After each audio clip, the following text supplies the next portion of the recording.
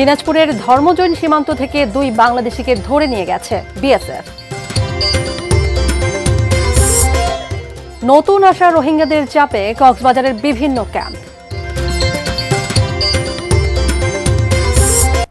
সড়ক বিভাগ ও ঠিকাদার দ্বন্দ্বে 8 মাস ধরে বন্ধ খুলনার গল্লামারী সেতুর কাজ। নিউজ দেখছেন। দেশের খবরে আপনাদের সবাইকে আমন্ত্রণ জানাচ্ছি, আমি তানিয়া আহমেদ। জানিয়ে দিচ্ছিলাম আকিজ বশির গ্লাসের সৌজন্যে সংবাদ শিরোনামগুলো। এবার বিস্তারিত। আওয়ামী লীগের বিচার নিবন্ধন বাতিল এবং দলটির রাজনৈতিক কার্যক্রম নিষিদ্ধের দাবিতে শুরু হয়েছে জাতীয় নাগরিক পার্টি এনসিপির বিক্ষোভ সমাবেশ। রাজধানীর বায়তুল মোকাররম মসজিদের দক্ষিণ গেটে সমাবেশের আয়োজন করেছে দলটির ঢাকা মহানগর শাখা। সমাবেশে এনসিপির কেন্দ্রীয় নেতারা বক্তব্য দেবেন। জুমার নামাজের পর থেকে রাজধানীর বিভিন্ন প্রান্ত থেকে এনসিপির বিভিন্ন ইউনিটের নেতাকর্মীরা সমাবেশ স্থলে জড়ো হতে শুরু করেছেন। এই সমাবেশে এনসিপির মূল দাবি হচ্ছে আওয়ামী লীগের রাজনৈতিক কার্যক্রম নিষিদ্ধ করা এবং তাদের নিবন্ধন বাতিল করা। এবার এই দাবিতে তারা আরও সোচ্চার হচ্ছে। দলের কেন্দ্রীয় নেতারা জানান, আওয়ামী লীগকে কোনো ফরম্যাটেই আর রাজনীতি করতে দেবে না তারা। আজকের সমাবেশ থেকে এই দাবি আরও জোরালো হবে। বলতে চাই, আওয়ামী লীগের বিচার ছাড়া বক্তব্য রাখবেন। গণতান্ত্রিক কার্যক্রম নিষিদ্ধ।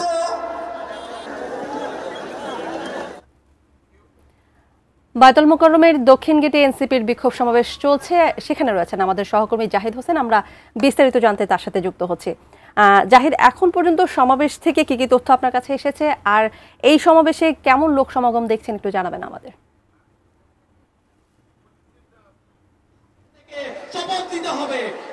তানিয়া, জাতীয় নাগরিক পার্টির যে আজকের বিক্ষোভ সমাবেশ, আওয়ামী লীগের রাজনৈতিক কার্যক্রম নিষিদ্ধ এবং তাদের বিচার, সেই বিক্ষোভ সমাবেশ এখন চলছে এবং এই মুহূর্তে কেন্দ্রীয় যারা নেতারা আছেন, সে সকল আলোচিত নেতারা যারা জেলা অভ্যুত্থানের অগ্রভাগের সৈনিক, তারা এই মুহূর্তে মঞ্চে অবস্থান করছেন এবং এখানে অন্যান্য যে নেতাগুলো আছেন তারা কথা বলছেন। তাদের বক্তব্যে মূলত ফুটে উঠছে আওয়ামী লীগের বিগত 17 বছরের যে সকল রাজনৈতিক কর্মকাণ্ডের কারণে মানুষ যে সকল হয়রানির শিকার হয়েছে, যে সকল শাপলা চত্বরের যে গণহত্যা তারা বলছেন সেটি, পিলখানা হত্যাকাণ্ড, পিলখানা ট্র্যাজেডি, মূলত সে সকল কর্মকাণ্ডের সঙ্গে আওয়ামী লীগের যে সংশ্লিষ্টতা এবং তার নিশ্চয়ই একটি বিচার হওয়া দরকার বলে তারা তাদের বক্তব্যে তুলে ধরছেন।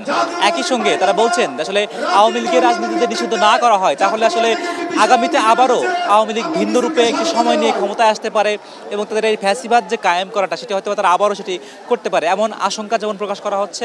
একই সঙ্গে আসলে এই আওয়ামী লীগের রাজনীতি নিষিদ্ধ না করলে দেশে তারা রাজনৈতিক কর্মকাণ্ডের নামে আর অন্যান্য সহিংসতামূলক কর্মকাণ্ড হতে পারে। একই সঙ্গে প্রতিহিংসামূলক যে কর্মকাণ্ড সেটা তারা প্রয়োগ করতে পারে।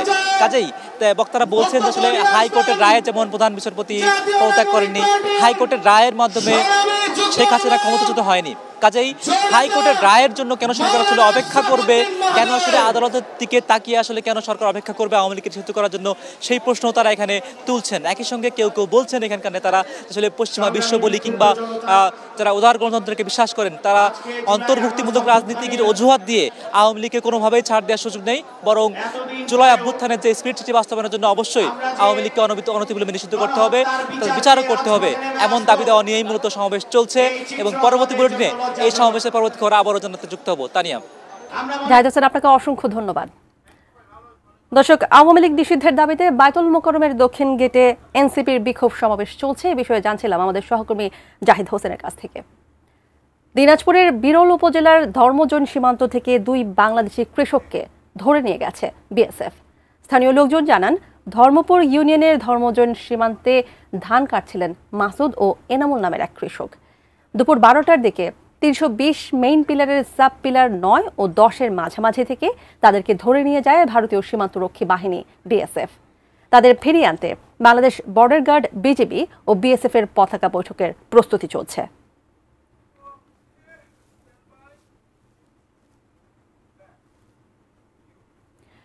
আবারও বাংলাদেশে ঢুকছে রোহিঙ্গারা। আশ্রয় নিচ্ছে কক্সবাজারের বিভিন্ন ক্যাম্পে আত্মীয় স্বজনের কাছে। নতুন আসা রোহিঙ্গাদের দাবি, জান্তা বাহিনীর পর এখন আরাকান আর্মির নিপীড়নের শিকার তারা। কামরুল হাসানের ক্যামেরায় বিস্তারিত জানাচ্ছেন কক্সবাজার প্রতিনিধি অর্পণ বড়ুয়া। উখিয়ার কুতুপালং লম্বাসিয়া রোহিঙ্গা ক্যাম্প 2017 সালে এখানে আশ্রয় নেয় ষাটোর্ধ্ব সৈয়দ হোসেন। রোহিঙ্গা অধ্যুষিত অঞ্চলে আরাকান আর্মি ও জান্তা বাহিনীর মাঝে চলমান যুদ্ধের মাঝে জীবন বাঁচাতে এবার 5 সন্তান নিয়ে বাংলাদেশে পালিয়ে এসেছে তার মেয়ে রেহেনা বিবি। রেহেনা বিবির মতো এসেছে অনেকেই, আসছে আরো। সরকারি হিসেবে নতুন অনুপ্রবেশকারী রোহিঙ্গার সংখ্যা 1,13,000 ছাড়িয়েছে। এসব রোহিঙ্গাদের দাবি তারা আরাকান আর্মির অমানবিক নির্যাতনের শিকার।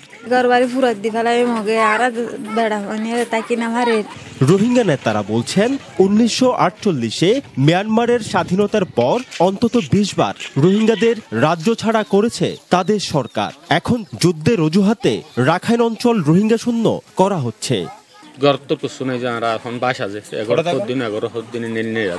এমন পরিস্থিতিতে বাংলাদেশ হয়ে রাখাইন পর্যন্ত জাতিসংঘের মানবিক করিডোরের প্রস্তাবকে নেতিবাচক হিসেবে দেখছেন স্থানীয় রাজনীতিবিদরা।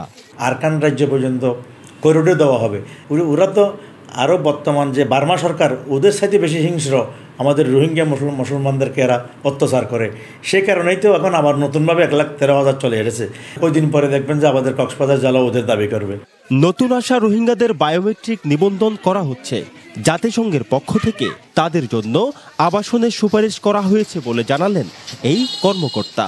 আমরা ইউএনকে বলেছি যে ক্যাম্প তো ঘনবসতিপূর্ণ, সেখানে তো কোনো স্পেস খালি নেই। যে সকল সংস্থা তাদের learning centre, hospital, distribution centre, women friendly space বা চাইল্ড ফ্রেন্ডলি স্পেস, এই কমিউনাল ফ্যাসিলিটিগুলো অ্যাবান্ডন করে গেছে ইতোমধ্যে, যেগুলো পড়ে আছে এগুলোকে মেরামত করে এইখানে তাদের থাকার ব্যবস্থা করা যায় কিনা, তো সেটি আমরা অনুমতি দিয়েছি।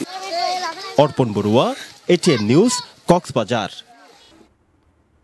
থমকে গেছে খুলনার গল্লামারী স্টিল আর্চ সেতুর নির্মাণ কাজ। সড়ক ও জনপথ বিভাগ এবং ঠিকাদারি প্রতিষ্ঠানের দ্বন্দ্বে গত 8 মাস ধরে কাজ বন্ধ।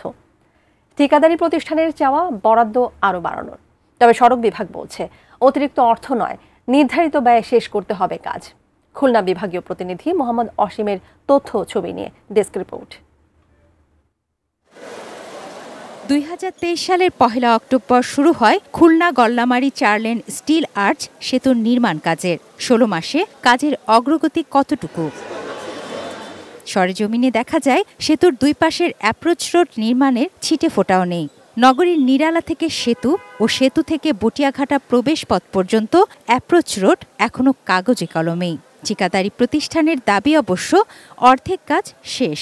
তবে 8 মাস ধরে কাজ কেন বন্ধ এ প্রশ্নে বেরিয়ে আসে ঠিকাদারি প্রতিষ্ঠান এবং সড়ক জনপথ বিভাগের দ্বন্দ্ব।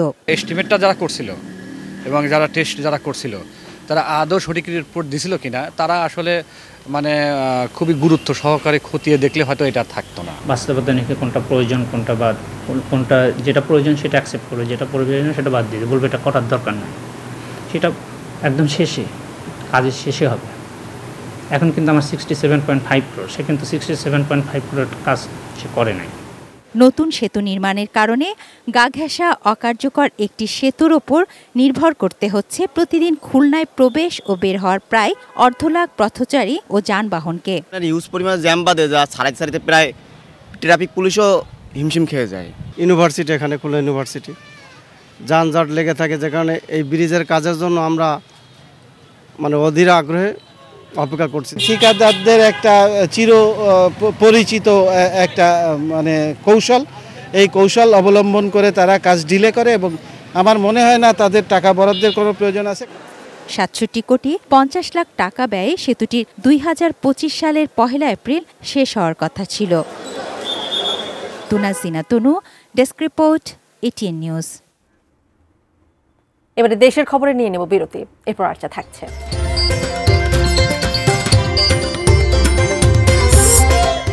মৃতদেহের উপর পিস্তল রেখে ফেসবুক পোস্ট।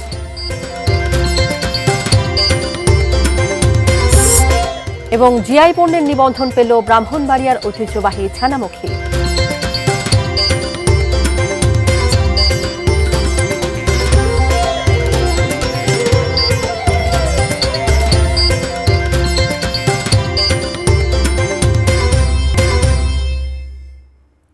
বিরতির পর স্বাগত জানাচ্ছি দেশের খবরে। কোনো গণমাধ্যম যদি তার কর্মীকে চাকরিচ্যুত করে, সে গণমাধ্যম অফিসের সামনে গিয়ে প্রতিবাদ করার পরামর্শ দিয়েছেন প্রধান উপদেষ্টার প্রেস সচিব শফিকুল আলম। দুপুরে চট্টগ্রাম প্রেস ক্লাবের জুলাই বিপ্লব পরবর্তী বাংলাদেশ গণমাধ্যমের চ্যালেঞ্জ শীর্ষক মতবিনিময় সভায় প্রধান অতিথির বক্তব্যে এসব কথা বলেন তিনি। কেউ কেউ বলতে চাচ্ছেন যে না, সেই আগের চেয়েও খারাপ অবস্থা, 3 জন সাংবাদিকের চাকরি চলে গেছে, অতএব আগে কি এই ঘটনাটা ঘটেছে? ভাই, 3 জন সাংবাদিকের চাকরি তো আমরা খাই নাই। আপনারা সাংবাদিক যারা আন্দোলন করছেন, আপনারা যারা যেই সমস্ত টিভি স্টেশন এই 3 জন সাংবাদিকের চাকরি খেলেন, ওইখানে বাইরে যে আপনারা প্রোটেস্ট করেন না। আমরা কোনো সাংবাদিকের চাকরি খাচ্ছিও না, কারো আমরা জব দিচ্ছিও না। মে দিবস সঙ্গে শুক্র শনি টানা 3 দিনের ছুটি পেয়ে কেউ ছুটেছেন সমুদ্রের কাছে, কেউ বা পাহাড়ে অরণ্যে। কক্সবাজার, বান্দরবান ও সিলেট প্রতিনিধিদের পাঠানো তথ্য ছবিতে ডেস্ক রিপোর্ট দেখুন। কক্সবাজার সমুদ্র সৈকতের সুগন্ধা, কলাতলি, লাবণী পয়েন্টে হাজার হাজার পর্যটক। কেউ সমুদ্রে নেমেছেন, কেউ কিটকট চেয়ারে বসে উপভোগ করছেন অন্যদের উচ্ছ্বাস আর ঢেউয়ের গর্জন। কেবল কক্সবাজার সদরে নয়, ইনানির পাথুরে সৈকত আর হিমছড়ি ঝর্ণা সহ আশপাশের দর্শনীয় স্থানগুলোতেও ভিড়। সুযোগ বুঝে হোটেল মালিকরা বেশি ভাড়া নিচ্ছেন বলে অভিযোগ করেছেন পর্যটকরা। আরও 10 থেকে 15 জন মতো ভলান্টিয়ার রয়েছে, তারাও আমাদের সাথে এসে কাজ করতেছে। আমরা যাচ্ছি জানি ছুটিতে এসে পর্যটন নিরাপদে বাড়িতে ফিরে যেতে পারে। এখানে হোটেল অনেক কম, অনেকে রুম পায় নাই, বাইরে রয়েছে, ঠিক আছে। আর যে হোটেলগুলো ভাড়া ছিল 2000 টাকা, ওগুলো দিচ্ছে 5000 7000 টাকা। প্রাউড করা উচিত, আমাদের বিচ এত সুন্দর, এত ভালো।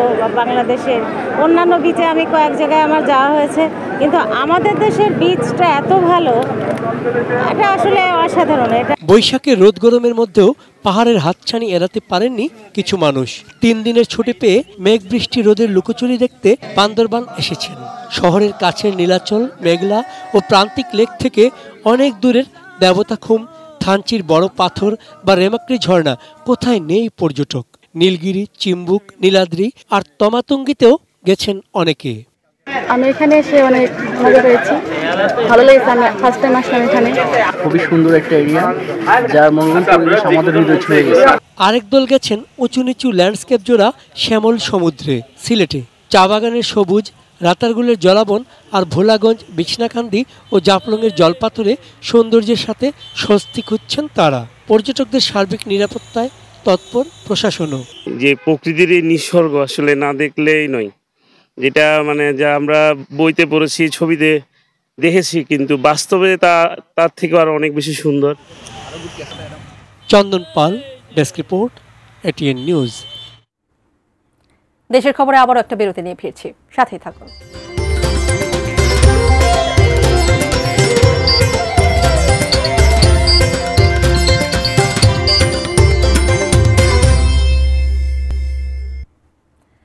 বিরতির পর ফিরে এসে দেশের খবরে আরও একবার স্বাগত। খুন করে নিহত ব্যক্তির মৃতদেহের উপর পিস্তল রেখে ছবি তুলে ফেসবুকে পোস্ট। আইনশৃঙ্খলাকে বৃদ্ধাঙ্গুলি দেখানো এই ঘটনা মুন্সিগঞ্জের, আর করেছেন বাবু মাঝি নামে সেখানকার এক ইতালি প্রবাসী। নিহতের নাম সানা মাঝি। তিনি মুন্সিগঞ্জ সদর উপজেলার মধ্য মাখহাটি গ্রামের মোহাম্মদ মাঝির ছেলে। অভিযুক্ত বাবু মাঝিও একই গ্রামের মৃত শামসুল মাঝির ছেলে। নিহতের স্ত্রী ফাতেমা বেগম জানান, গতকাল বিকেল 3টার দিকে স্বাধীন নামে এক ছেলেকে দিয়ে সানাকে ডেকে নেন দূর সম্পর্কের আত্মীয় বাবু। পরে রাত 11টার দিকে ওই গ্রামেরই তালতলায় সানার মৃতদেহ পড়ে থাকতে দেখা যায়। এদিকে বাবু মাঝি রাতেই সানা মাঝির মৃতদেহের ওপর পিস্তল রেখে ছবি তুলে ফেসবুকে পোস্ট করেন এবং পালিয়ে যান। সদর থানার ওসি সাইফুল ইসলাম জানান, আসামিকে গ্রেফতারে অভিযান চলছে।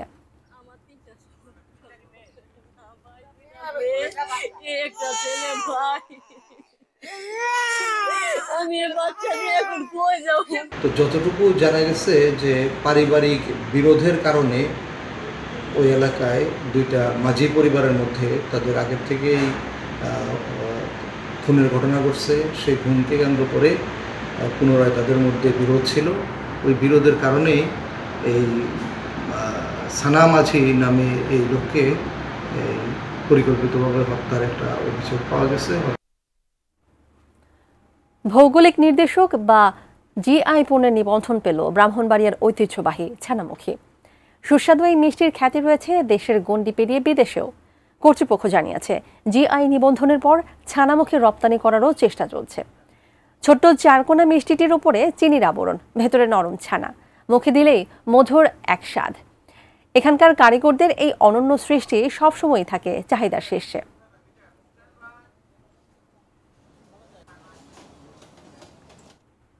এবারে এক নজরে আকিজ বসির গ্লাস সংবাদ শিরোনামগুলো আরো একবার।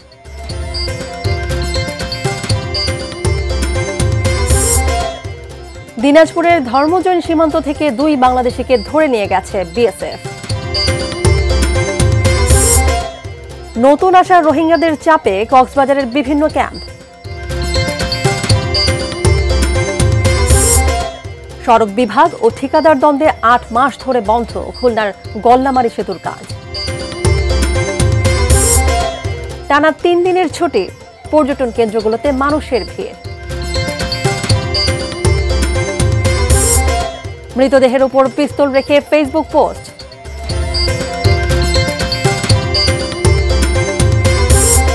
এবং জিআই পণ্যের নিবন্ধন পেল ব্রাহ্মণবাড়িয়ার ঐতিহ্যবাহী ছানামুখী।